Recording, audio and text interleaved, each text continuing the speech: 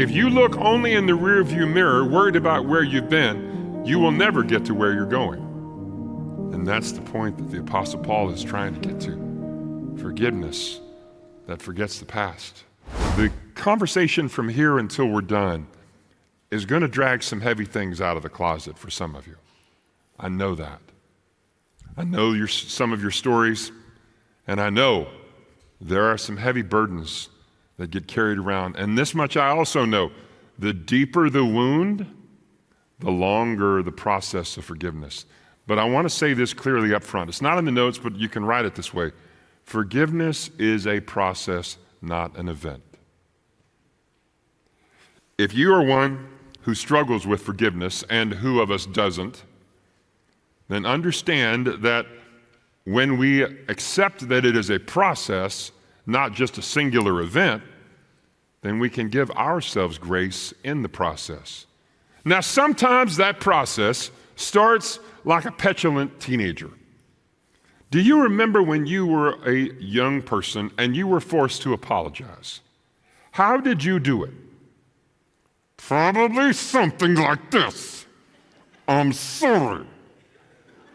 Gee, that's sincere. I bet they're a lot of fun to be with. Well, here's the thing about it. While that's not ideal, it's at least a beginning. And for the process of forgiveness, sometimes that's the best you can do. What I want to challenge you to do is go with me down this path where Paul talks to Philemon and gives him the basis for this forgiveness. Because it's the same means, the same method, and the same logic that leads you to forgiveness. The basis for this forgiveness is rooted deep in the doctrine of Christ and in the character of his work. Now, Paul never visited the city of Colossae, as best we know. It's probable the church began as a result of his work in the region, but Paul begins the book by reminding him, I was there when you got saved. I was a part of the reason you got saved. And so now I'm inviting you, as freely as you received forgiveness, to offer it to somebody else. All because of, get this, their shared love for Christ. See it there in verse 5, will you? Let me point it out to you right quick. Because I hear of your love and your faith, which you have toward the Lord Jesus and toward all the saints, what joins us together is exactly that. Not only does it join us together in the past and in this moment right here, but it is the thing that will join us together for the days ahead. Go to Revelation 7 and you'll find the great multitude gathered there. Their shared love for Christ is what brought them here. What does this shared love look like? Well, you're going to get a little sneak peek of it this weekend. This coming weekend is the beginning of March Madness. Many of you are like me and you follow the basketball tournament. It's a great way to spend a weekend, but I want to point you instead, not just to that, but look in the stands. Don't just look at the basketball players. There you will find some incredibly rabid fans. And when I say rabid, I mean foaming at the mouth. What binds them together is not their great love for basketball. They're interested in that. It's not their great love for one another. They could care less about each other. What binds them together is their love for their team. They'll wear their colors, they'll paint their faces, they'll dance to the music, and yes, in the right situation, they will hug complete strangers. This is what it does when you have a shared love. It connects you deeper and more profoundly than anything else. I want to tell you, friends, this shared union of Christ is what the Lord meant for us to have all along. It means we're united in a beautiful and lasting way. Jesus connected us in a way that was not available before and is meant to be for an eternity. This love for Christ had Paul in chains and was calling Philemon to forgiveness. Forgiveness of a wrong done to him by Onesimus. Let's move on another next step. Their Christian treatment of others. See it in verse 7, and we'll jump on that. Jump on that by saying the way they've treated each other and served one another links their character. their goals, and their eternity. Paul found comfort in the love he experienced as a result of the works of Philemon. He'd been refreshed by them. Thank God for your work, Philemon. I'm better for it. Praise the Lord for you. It was endemic in Philemon's transformed character and reflection on exactly what Jesus said in Matthew chapter 7, verse 12. Do unto others as you would have them do unto you. We teach our children that from their earliest days, and yet somewhere along the way, we change it. Oh, not remarkably so, but we change it. Do it unto them before they get a chance to do it unto you. Or do it unto them as they have done it unto you. While that's reasonable, while it is a reality of our humanity, I want to challenge you, just like Paul is challenging Philemon, to not settle for your human response. What Paul is calling Philemon to, and what I'm calling you to, is to dig deeper, to let the image of Christ take over your humanity. And that brings us to this one, their personal relation to you. Paul implores Philemon to allow Onesimus' wrongs to fall on his shoulders. Whatever he's done wrong, charge it to me. Whatever wrongs he's committed, I'll take responsibility for it. Now, let's be clear about this, friends. When Paul invites this kind of responsibility for himself, what he is inviting is possible execution for harboring a slave. Harboring a runaway slave was a serious crime, just like harboring a fugitive is now. When the Apostle Paul says, I'll take whatever punishment Onesimus has coming, he's asking Philemon to forgive Onesimus.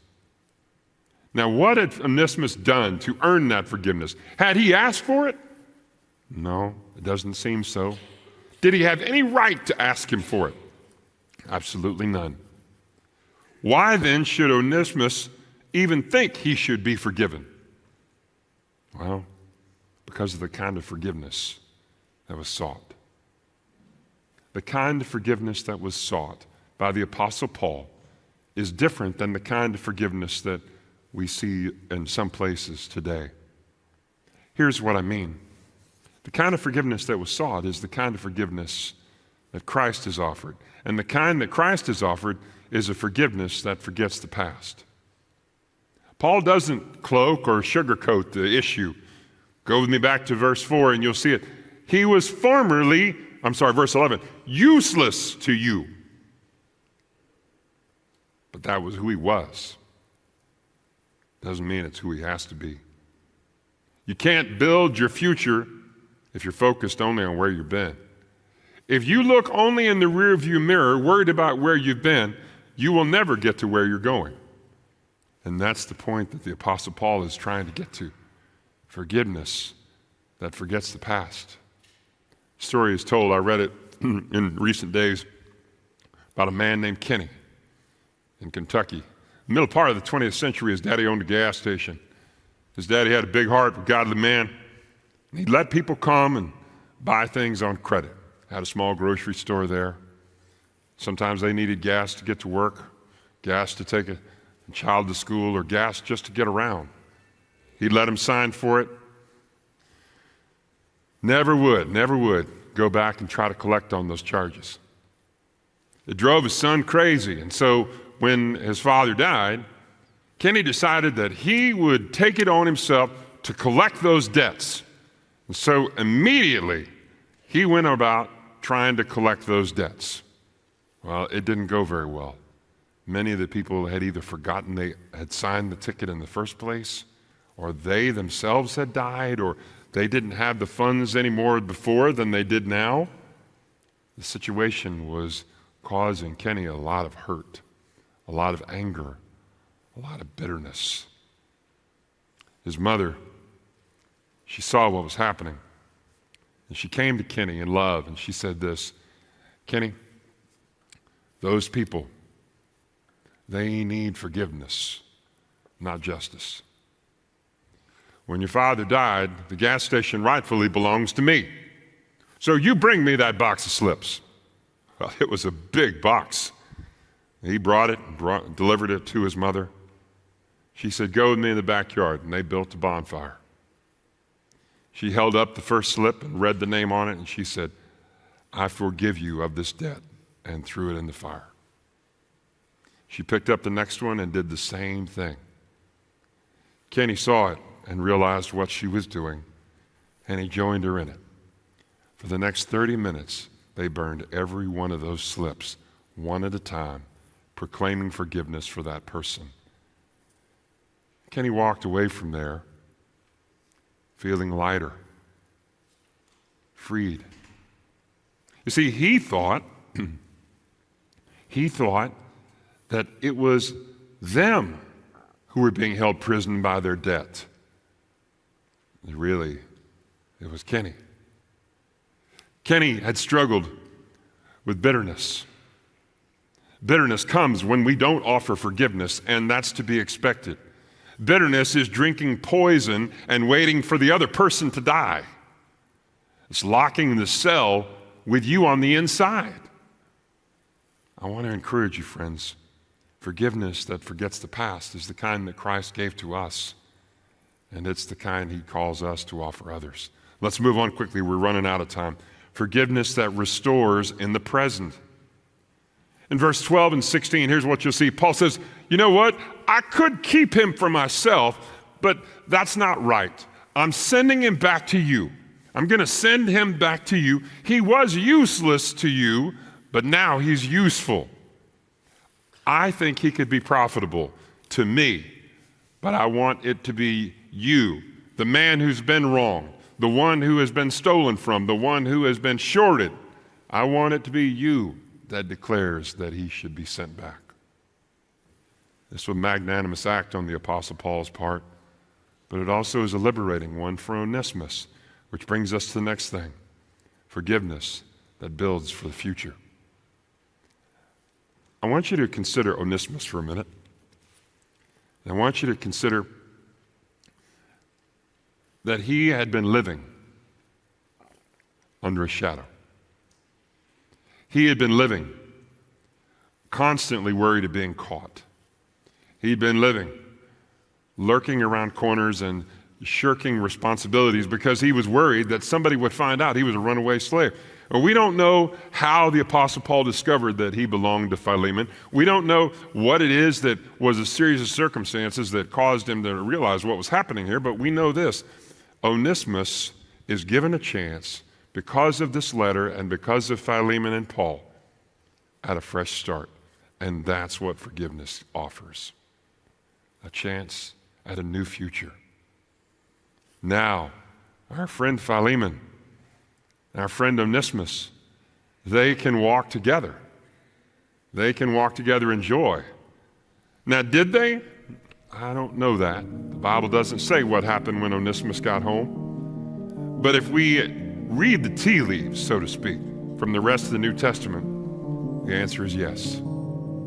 Philemon went home, found Onesimus there, forgave him, and sent him right straight back to Paul. That is an expression of the faith that God longs for us to have.